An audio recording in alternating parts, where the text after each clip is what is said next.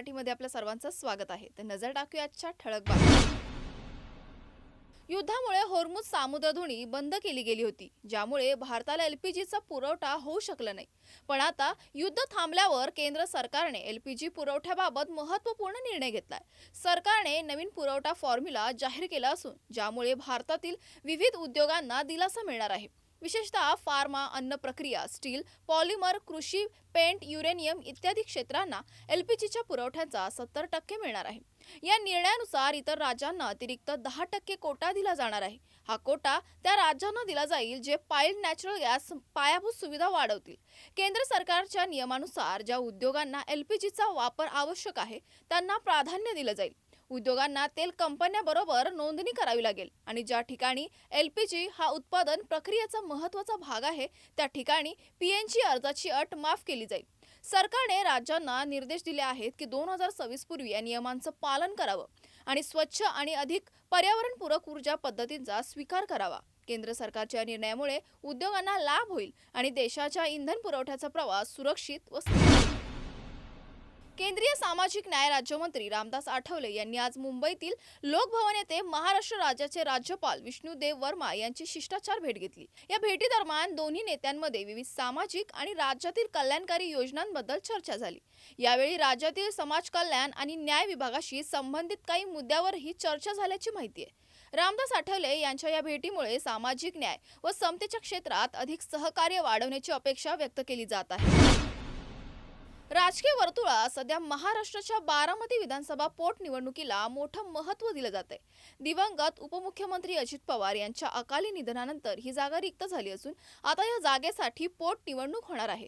महायुतीतर्फे अजित पवार यांच्या पत्नी उपमुख्यमंत्री सुनेत्रा पवार यांना उमेदवारी देण्यात आली आहे, तर काँग्रेसकडून आकाश मोरे यांना उमेदवारी जाहीर करण्यात आली आहे. आज मुख्यमंत्री देवेंद्र फडणवीस आणि सुनेत्रा पवार यांच्या भेटीने राजकीय चर्चेला उधाण आले. ही भेट वर्षा बंगल्यावर झाली आणि 1 तास चालली. मिळालेल्या माहितीनुसार या भेटीमध्ये बारामती पोटनिवडणुकांसाठी महायुतीच्या रणनीतीवर चर्चा झाली. तसेच भाजपने सुनेत्रा पवारांना मदत करण्याची तयारी दर्शवली आहे. यावेळी महायुतीतील समन्वयावरही चर्चा झाली असून आगामी निवडणुकीत भाजप आणि राष्ट्रवादी एकत्र येऊन कसं काम करतील याकडे सर्वांचं लक्ष लागले.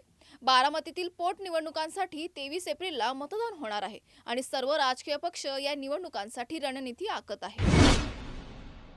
माजी उपमुख्यमंत्री अजित पवार यांच्या विमान अपघातात निधनानंतर रिक्त झालेल्या बारामती विधानसभा मतदारसंघाच्या पोटनिवडणुकीने एक नवं वळण घेतलंय. काँग्रेसने ॲडव्होकेट आकाश मोरे यांना उमेदवारी जाहीर केली आहे, परंतु त्यांनी प्रचाराच्या सुरुवातीलाच एक खळबळजनक विधान केलंय. आकाश मोरे यांनी म्हटलंय की अजित पवार यांच्या विमान अपघाताची सखोल चौकशी होऊन महाराष्ट्रात गुन्हा दाखल झाला तर मी निवडणुकीतून माघार घेण्यास तयार आहे. यामुळे राजकीय वर्तुळात चर्चांना उधाण आले. अजित पवार यांच्या निधनानंतर महायुतीने सुनेत्रा पवार यांना उमेदवारी देण्याचा निर्णय घेतलाय, तर काँग्रेसने आकाश मोरे यांना विरोधी उमेदवार म्हणून उभं केलंय. मोरे यांनी महायुती सरकारकडे एक मागणी केली आहे. अजित पवार यांच्या विमान दुर्घटनेबाबत रीतसर गुन्हा दाखल व्हावा अशी त्यांची इच्छा आहे. उद्धव ठाकरे यांच्या नेतृत्वाखाली शिवसेनेला एक मोठा धक्का बसलाय. उपमुख्यमंत्री एकनाथ शिंदे यांच्या गटात कोकण आणि विदर्भातील अनेक प्रमुख कार्यकर्त्यांनी पक्षप्रवेश केलाय. चिपळूणमधून युवासेना विस्तारक उमेश खलाटे, उरणचे माजी जिल्हाप्रमुख विनोद साबळे, तसेच विदर्भातील हिंगणा विधानसभा मतदारसंघातील अपक्ष नगरसेवक सुरेंद्र गौतम यांच्यासह अनेक कार्यकर्त्यांनी भगवा ध्वज स्वीकारला आहे. याशिवाय राष्ट्रवादी काँग्रेसच्या कार्यकर्त्यांनीही शिंदे गटात प्रवेश केलाय. कार्यक्रमात उद्योगमंत्री उदय सामंत, अर्थ राज्यमंत्री ॲडव्होकेट आशिष जयस्वाल, रोजगार हमी मंत्री भरतशेठ गोगावले, खासदार श्रीरंग बारणे आणि माजी आमदार राजन साळवी यांच्यासह अनेक शिवसेना पदाधिकारी उपस्थित होते.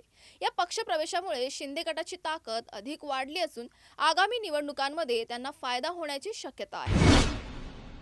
साताऱ्याच्या कराड तालुक्यातील उंब्रज वडगाव येथील नीलम तानाजी शिंदे हिचा 14 फेब्रुवारी 2025 रोजी अमेरिकेतील सॅक्रामेंटो येथे झालेल्या अपघातात गंभीर जखमा झाल्या. तिला गंभीर दुखापत होऊन कवटीचे फ्रॅक्चर तसेच हात आणि पाय फ्रॅक्चर झाले होते. नीलमला तत्काळ युनिव्हर्सिटी ऑफ कॅलिफोर्निया हॉस्पिटलमध्ये दाखल करण्यात आलं आणि ती कोमात गेली. त्यानंतर 13 महिने उपचार चालू होते, मात्र तिच्या प्रकृतीत सुधारणा झाली नाही. तिचे उपचार सुरू असतानाच 28 मार्च 2026 रोजी तिचं निधन झालं. मृत्यूच्या 1 वर्ष 27 दिवसांनी तिने अखेरचा श्वास घेतला. नीलम अमेरिकेत उच्च शिक्षणासाठी गेली होती आणि त्याच दरम्यान हा दुर्दैवी अपघात झाला. नीलमच्या कुटुंबाने तिच्या मृत्यूच्या नंतर तिचे डोळे आणि त्वचा दान करण्याचा निर्णय घेतला. आणि ज्यामुळे इतरांना नवजीवन मिळाले. एसटी बस म्हणजेच राज्य परिवहन महामंडळाच्या बससेवा, जी सर्वसामान्य प्रवाशांसाठी महत्त्वाची आहे. लांब पल्ल्यांच्या प्रवासासाठी आजही अनेक प्रवासी लाल परीला प्राधान्य देतात, कारण एसटीच्या प्रवासाला सुरक्षित आणि स्वस्त मानलं जातं. परंतु आता राज्य परिवहन महामंडळाने एक मोठा निर्णय घेतला आहे, ज्यामुळे प्रवाशांचा विश्वास धक्का बसू शकतो. एसटी महामंडळाने प्रवासी भाड्यात 10% वाढ केली आहे. हंगामी भाडेवाढ म्हणून ही सुधारित दर 15 एप्रिल पासून लागू होणार आहेत. महागाईमुळे आधीच सामान्य जनतेच्या खिशावर ताण आहे आणि त्यात ही भाडेवाढ एक मोठा आर्थिक बोजा ठरणार आहे.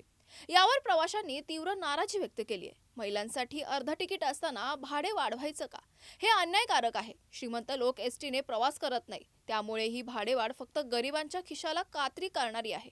सामान्यतः उन्हाळ्याच्या सुमारास मुलांच्या शाळांना सुट्टी लागली की एसटी बसमध्ये प्रवाशांची संख्या वाढते. एप्रिल आणि मे महिन्यांमध्ये एसटी बसमध्ये नेहमीच गर्दी होऊ लागते. परंतु या काळात भाडेवाढ झाल्यामुळे प्रवाशांना आर्थिक ताण वाढला. 1 मे रोजी प्रदर्शित होणाऱ्या राजा शिवाजी चित्रपटाच्या निमित्ताने मराठा समन्वयक यांच्याकडून अभिनेते रितेश देशमुख यांचा सत्कार करण्यात आला. या चित्रपटात रितेश देशमुख यांनी मराठा साम्राज्याचा इतिहास आणि छत्रपती शिवाजी महाराजांच्या शौर्याची गाथा दिग्दर्शित केली आहे. चित्रपटाच्या माध्यमातून संपूर्ण मराठा साम्राज्याचा गौरवशाली इतिहास घराघरात पोहोचवला जात असल्याचं आयोजकांनी सांगितलं. रितेश देशमुख यांनी दिग्दर्शक म्हणून ऐतिहासिक चित्रपटाच्या निर्मितीला आकार दिला असून मराठा समाजाच्या अस्मितेची जाणीव प्रेक्षकांमध्ये निर्माण होईल अशी आशा व्यक्त केली आहे. तुर्तास वेळ झाली इथेच थांबण्याची. नवीन बातम्या बघण्यासाठी पाहत राहा आवाज इंडिया मराठी, शोध सत्याचा.